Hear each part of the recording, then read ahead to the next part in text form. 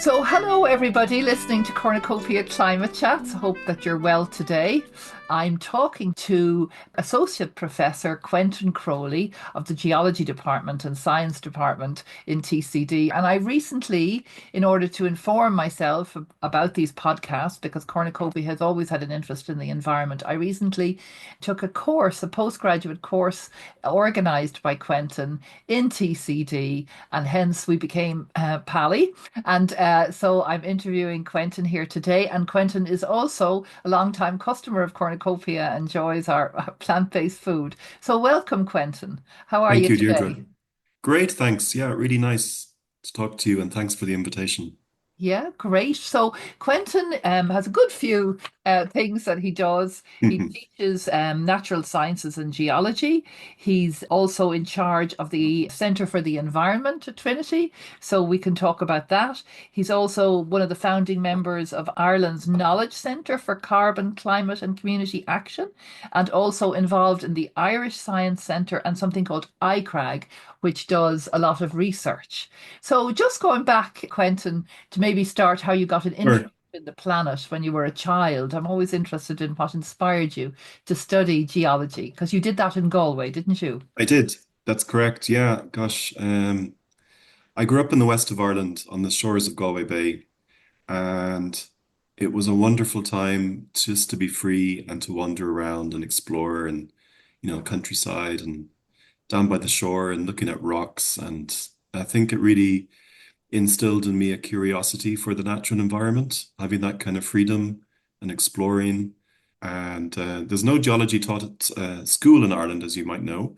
I took geography as a secondary school subject, really liked it. I had a wonderful teacher called Mr. Small, and he was a fantastic teacher, and he really inspired me, actually. I didn't take geography for my leaving cert, and I probably should have, thinking about it. And when I got to university, I went to what was called UCG, University College Galway at the time. And I remember in second year sitting in a lecture in geology and just thinking it was the coolest subject. And we're talking about like volcanoes and earthquakes and mass extinction events and evolution of the earth. And I thought, I really want to know more about this. It was interesting because I actually had other subjects chosen. I remember having to go to the faculty dean at the university to get special permission to take an extra subject because I was already over my credits. And I had to make a promise to him that I would study hard and not party too Wonderful. much. You can imagine as a second year undergraduate, yeah, it Yeah, was so all it about the became your partying. passion. Rock. I Yeah, did, but it was kind of serendipitous. I kind of fell into it a little bit, and I just really liked it, and got on really well, and it was a wonderful department, and really very supportive, and felt like a family, really, I suppose. Happy accident. wonderful. And so it's interesting how that secondary school teacher also inspired you. It's always amazing how a secondary school teacher's feedback can have such an impact. Mine was an English teacher that told me I could write, so I've always been interested in writing ever since. So it's There you wonderful when go. people give, yeah, Mullen oig agus chuckie she, isn't that the Irish expression? Praise youth and they will come. So it's That's it. very important. So, how did you make that journey then to climate change and climate mitigation? And has it been gradual over the years? Well, I think the interest was always there, Deirdre. As I mentioned, growing up in Galway and experiencing the natural environment. The subject for my PhD was very different. It couldn't be further from climate. I was studying the geology of the west of Ireland, in particular the granites. But sometime later, I had an opportunity to collaborate with a really wonderful organization across Europe. They're called Climate KIC, and the KIC is a knowledge innovation community. So Climate KIC described themselves as Europe's foremost climate innovation initiative. And this was much more recently. So we're talking around, gosh, 2016, I would say. And that, made me realize that I could use my geoscience skills in a very different way. So I spent many years understanding complexity in Earth systems.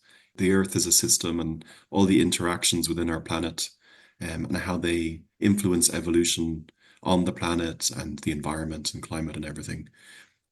So building that kind of understanding of systems complexity and then working and collaborating with Climate KIC through education primarily, at least initially, made me realize I could use this systems thinking skills in a very different way.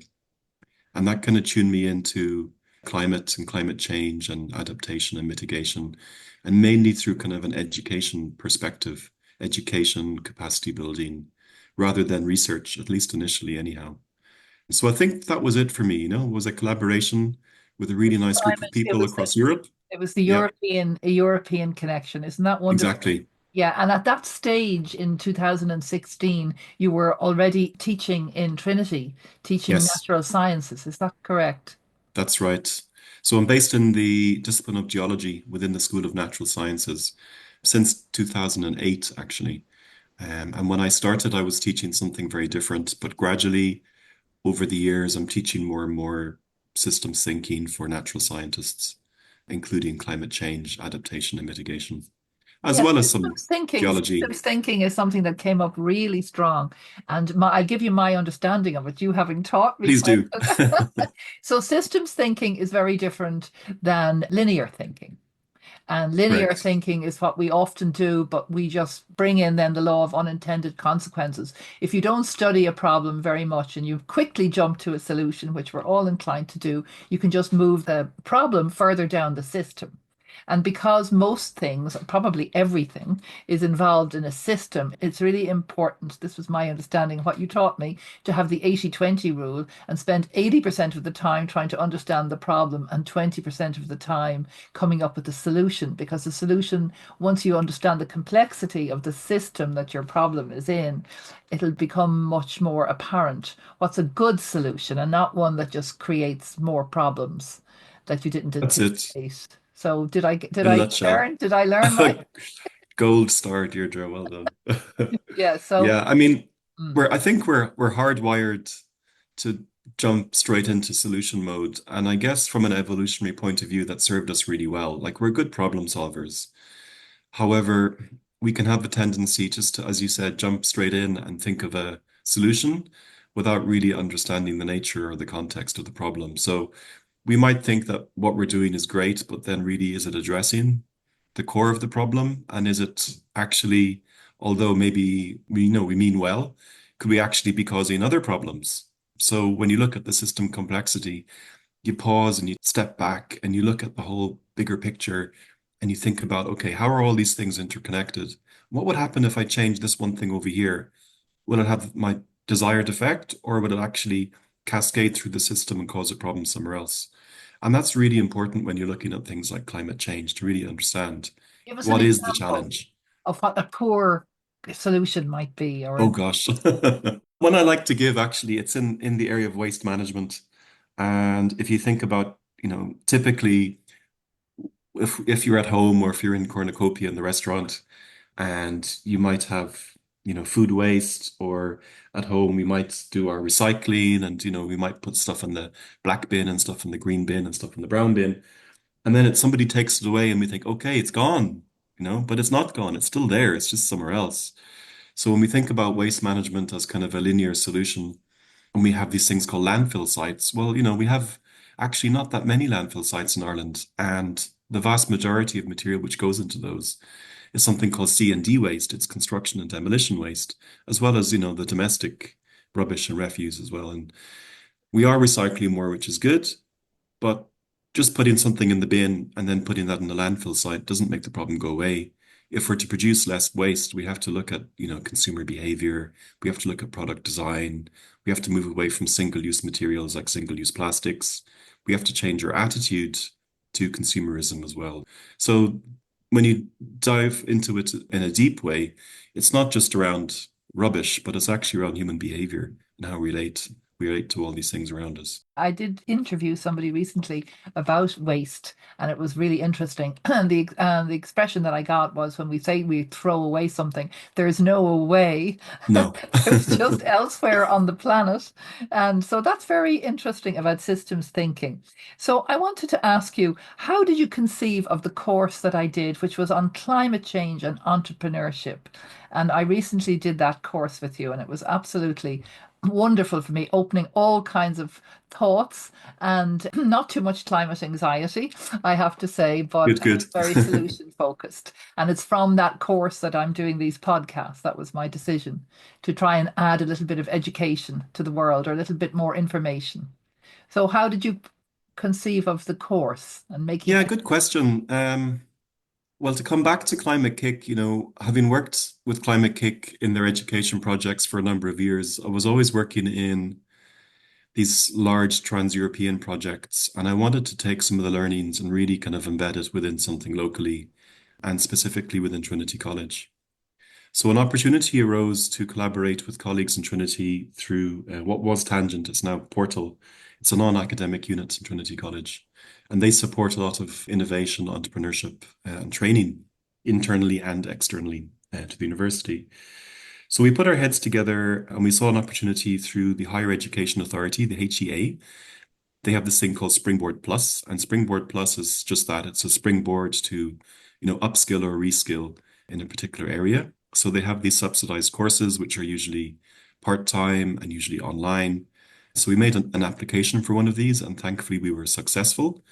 But I guess the bigger picture is I realize that there's a gap there. There are a lot of people who want to do something around climate change, but maybe don't know where to start. And something I really enjoy is working with diversity of people and approaches. So we wrote the course so that it should appeal to people from very diverse backgrounds and, educationally and professionally. And that's exactly what happened. So we're now in the fourth year of Yeah. the program running. Typically, we have class sizes of 40 to 50 learners, I call them, rather than students, because they're mainly professionals. I'm not sure if professionals like to be called students. I don't know how it was for you, Deirdre. You got your student Oh, card, being didn't a you? student again.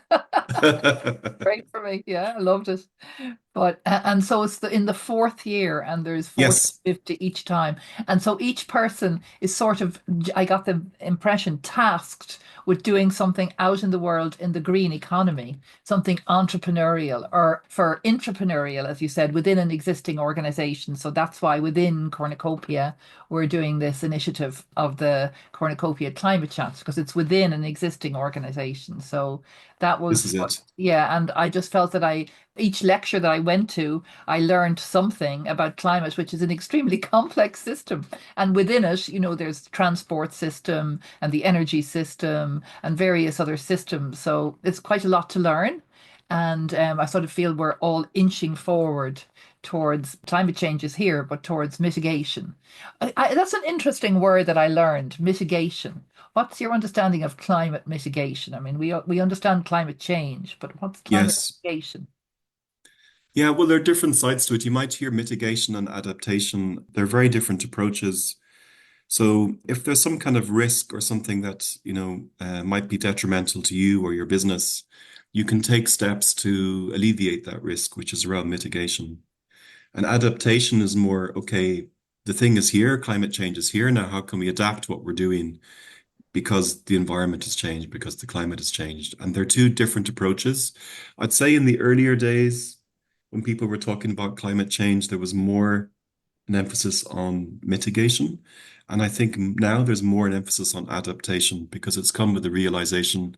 If you were listening to the recent COP, for instance, there's a lot of talk around, okay, this idea of, 1.5 degrees above pre-industrial levels. It's like, it's inevitable we're going to exceed it in the long term. If you look at short term, even over the past year, we've exceeded the 1.5, but we're still below it if you look at a kind of decades view. But there is a school of thought that says, look, we're going to exceed it. And it's more around limiting the magnitude. So by how much we overshoot and the duration or how long we overshoot. And we have to kind of adapt our lifestyles and adapt our practices to compensate for that. So I think nowadays, you hear about both adaptation and mitigation, but I think now there's more emphasis on adaptation. So we need to adapt to the new reality. Yes. This is it. And one of the things I wanted to ask you was about the role of universities and how the information that's created within, say, scientific research in Yeah. universities, how can that be communicated to politicians, to the general public, to encourage change? These are big questions, but They what's your, are. so it's not just all staying within a university. Uh, Yeah, so there are different aspects to this, I guess. Like as a researcher, there's always an expectation that we publish in peer-reviewed journals. That's something that we're required to do. And that's good.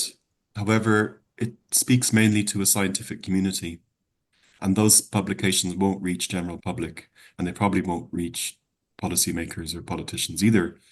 So I think then the communication needs to be on several different strands and different avenues. So it's important to do, I think, outreach, public outreach. We have things like European Researchers' Night in autumn every year, and we usually have a work group at that. And people come from all over Dublin and they come onto campus and we'd have workshops and talks and panel discussions.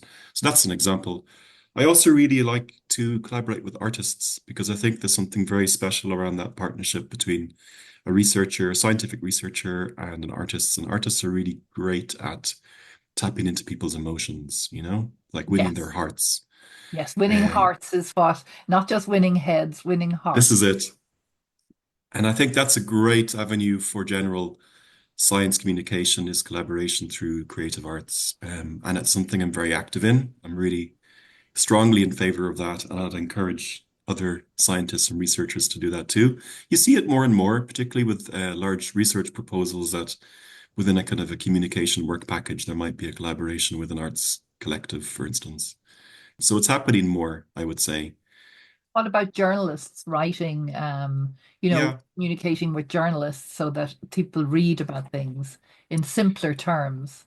sure. Yeah, well, sometimes we get requests directly from journalists for specialist information. Something might happen.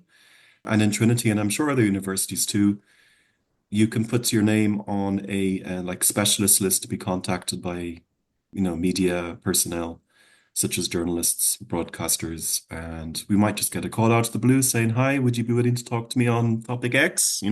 Yes. And that can be great. So that's resulted in a few TV interviews, radio interviews, newspaper articles, or Podcast just interviews. background information, podcasts. There you go. And Yeah, documentaries are also very important, I think, for they are. communicating. Like one of the concepts that was very interesting, a sort of an infographic, was the one about the planet and the planetary boundaries. And Okay. that sort of idea, or that grabs the imagination, or donut economics. Sometimes these infographics are really important at explaining complex concepts simply to people. That we've moved so far outside planetary boundaries for X, Y, and Z, and we were able to come back in within planetary boundaries for Y. So sometimes that's a very good way of getting the information out Yeah, from science. I agree, but that takes thought and careful design. They don't happen accidentally. When you look at something like that, you gave the example of the planetary boundaries. That's a really nice example because it's a very complex topic, but it's distilled down into a really easy to understand infographic that people without specialist knowledge, they'll probably immediately get it. But that's difficult to do. It takes time to design something like that. A And lot of passion. It takes a lot of passion to I do. think so. And that's Yeah, one thing I came across in the course. People would, and I know myself, when you have passion for a subject, like I've had passion for the Cornucopia project over the years, you never run out of energy. You that's just it. go around obstacles or over them or under them, but you find you keep going and coming back to it. So I guess you've got that in your work. Some of the other things you were involved in was the Centre for the Environment in Oh, Trinity. yes. Ask you about the Centre for the Environment. Sure. Yeah, it's really interesting research. It's a research and teaching center actually. It was established back in 1978, 1979 Wow. as an environmental science unit and subsequently was converted to a center within Trinity College. So these centers serve different purposes. They act as kind of supports within the university, usually at a school or faculty level, but they can extend beyond that, where they will support research in a dedicated physical or virtual facility. So the Trinity Center for the Environment, historically, I'd say it focused more on water quality. So its remit initially was around environmental monitoring and protection, particularly of water, surface and groundwater. But over the years, it's diversified into other areas such as peatlands, air quality, monitoring radioactivity, naturally occurring radioactivity like radon, for instance, and building materials. So it's a wider remit in terms of, what we mean and define by the environment. It's both natural environment and built environment. Yeah, If there's radon. something there. One. I was worried at one stage that there was radon coming into the basement in Cornucopia, but Okay. area. It wasn't an area. Well, I just was because we were all working in a basement, so I just checked it out. Yep. But we weren't in a radon area, so that was okay. Yeah, so that's very interesting. And then you're involved in something called the Irish Science Centre and ICRAG. Oh, And yes. I've been listening to ICRAG. some of their podcasts, and it was really fascinating, the ICRAG podcast. They have some great podcasts, well worth checking out. So ICRAG is all around applied geoscience. It's an Irish centre. It's part funded through Science Foundation Ireland, and it's in collaboration with industry. So it's very applied and industry focused, although there are aspects which also are, pure research. There are different areas. Some of it's around energy security, natural resources, and earth science and society. So thinking about people and how they perceive natural hazards like flooding and landslides. We had a landslide recently in the west of Ireland, but radon also comes in there too as a natural hazard. So different prongs, I guess, resource management, energy, and society. So all this science research keeps us safe, isn't that right? Isn't that the idea that, we need to know what's going on, we need to be able to predict what's going on and take Yeah. steps to protect ourselves and the importance of it and the importance of research.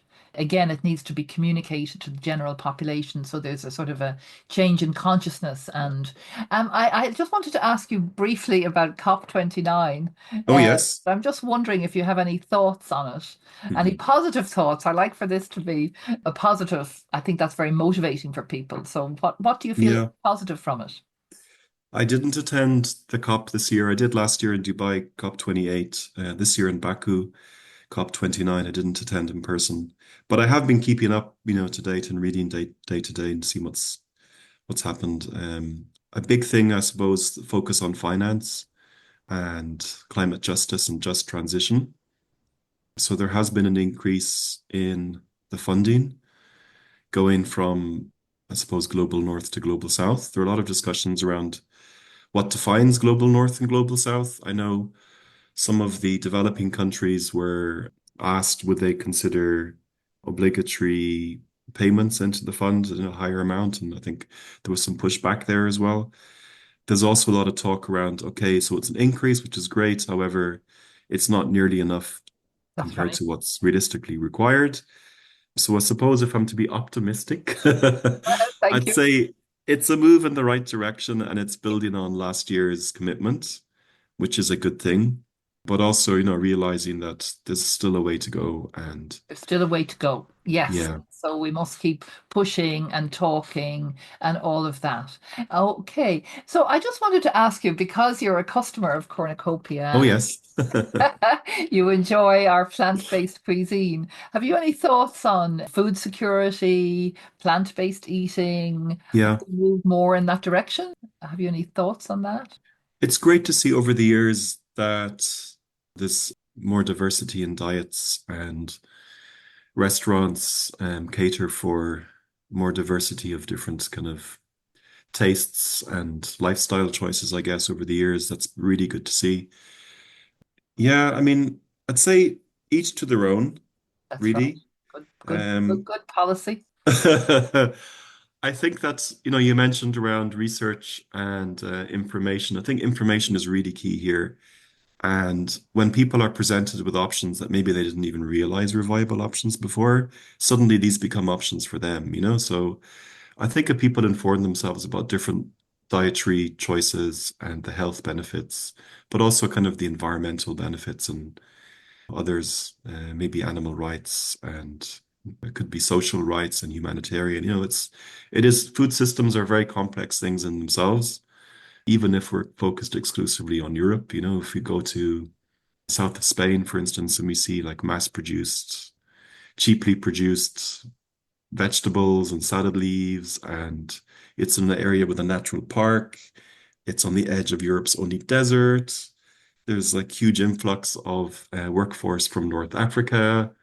yeah, when we buy these cheap vegetables in supermarkets in Ireland, we're basically supporting that system.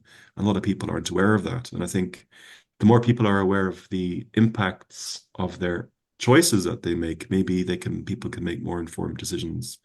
So let's say, if anybody is interested in reading up on plant-based diets or vegetarian diets, just to do some proper research from a trusted body, make your own mind up. And even if you're not 100% plant-based or vegetarian, I think it's a good thing if people include more of that in their diet, and explore the diversity.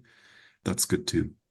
Yeah, very good. Very good, Quentin. That's really great. So those were basically the questions that I wanted to ask you. What would you hope for Trinity in the future and its role in climate Oh adaptation gosh, and mitigation and all that? Where would you like to see the college going, or maybe other universities? Because ICRAG is involved with UCD also, and the this is universities in right. Ireland. What if Yeah, you were a young person starting out?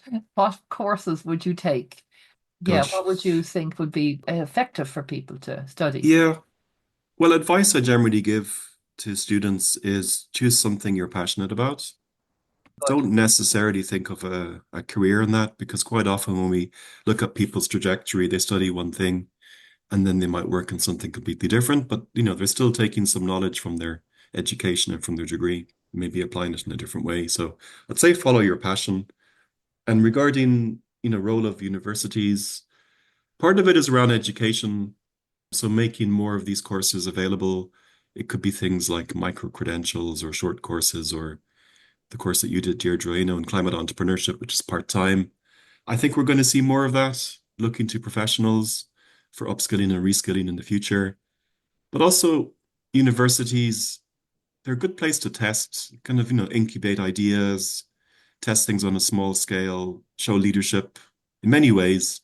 It could be around their own facilities and energy management, for instance, or the Yes. food on campus or tobacco-free campus, so they're small ecosystems in themselves, and they lend themselves well to test ideas and see how it goes. And And be maybe, sort of leaders in new this ideas. is it. Like I love out Yeah, the front of Trinity, the fact that the grass was let grow and there was, you don't exactly. highly manicured. It's giving out a strong message, isn't it? It Right at the is. front gate that there is biodiversity and planting.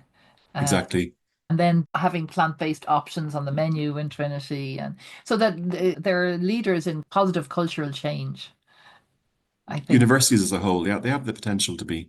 Yeah, Yeah, they have for the sure. potential to be. Well, it was always students, wasn't it, out there before they have a stake in society and have to keep their mouth shut, they're able to say maybe more of the truth of Yeah, things. and people should be vocal, and speak up for what they really truly believe in and But make if, their voices heard. yeah, And the if you can't speak universities up are a when great you're way a to do young that. student, when can you speak up? If you don't This have is a it. desire for change, then you'll never make it through all the years ahead. So thank you, Quentin. It's been really lovely to talk to you. And thank you for your custom in cornucopia, and thank you for your thoughts on the food system. That was really interesting. And I hope that your course is very successful.